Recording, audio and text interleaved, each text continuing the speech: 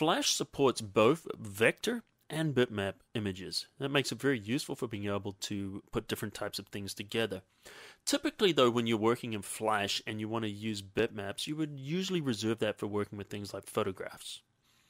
If we look here inside our library, we can see we've got two here. We've got a circle and a square. Both of these are JPEGs.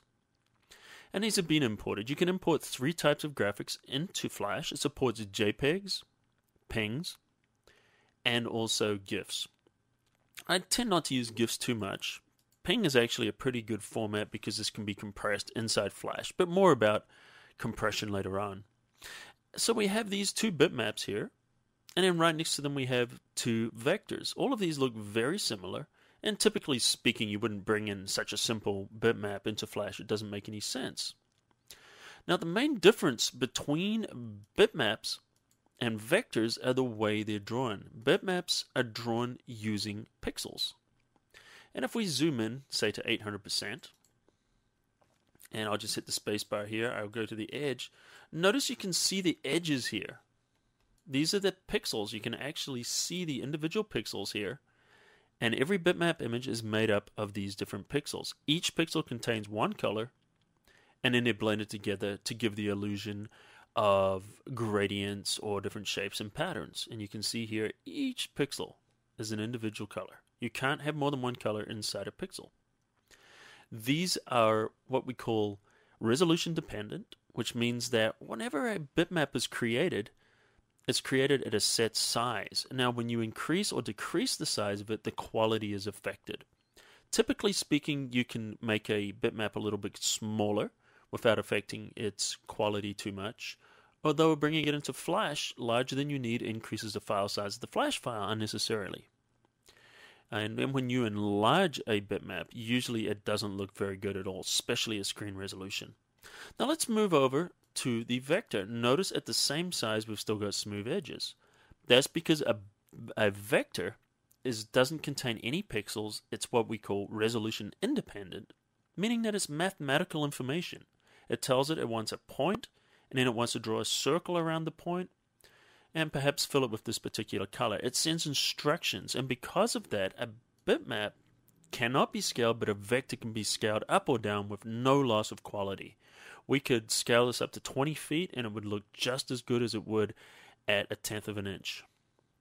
Now, vectors obviously are very much preferred inside of Flash for a lot of the drawing and the animation because of the flexibility, because we can change them, we can edit them, and they look great at whatever size they are.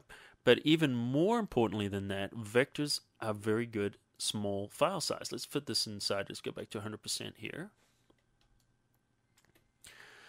If we look inside here, we've got our bitmaps, and if we right click and we just look at the properties very quickly here, there we go, finally came up. If we look at it here, we can see that our original size here is 160K. It's being compressed, and it's down to 25 kilobits. We can look at all this later on when we get more into optimization. But if you were to look at just say the vector object itself, would probably only be about 2 or maybe 4 kilobits at the most. These things are very small in file size.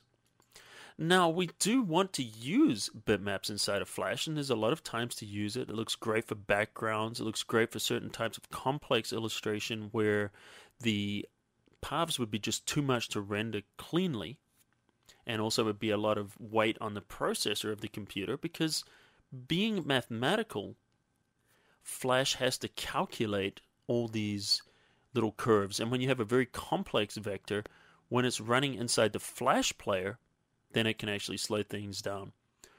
So let's look at enlarging our bitmap, and we can see it falls apart very, very quickly. Let me delete that.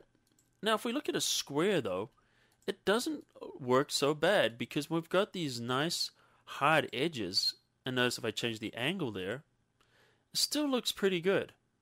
And that's because we've got these straight edges. Now if we were to put any kind of a curve into those edges, then this would look absolutely horrible.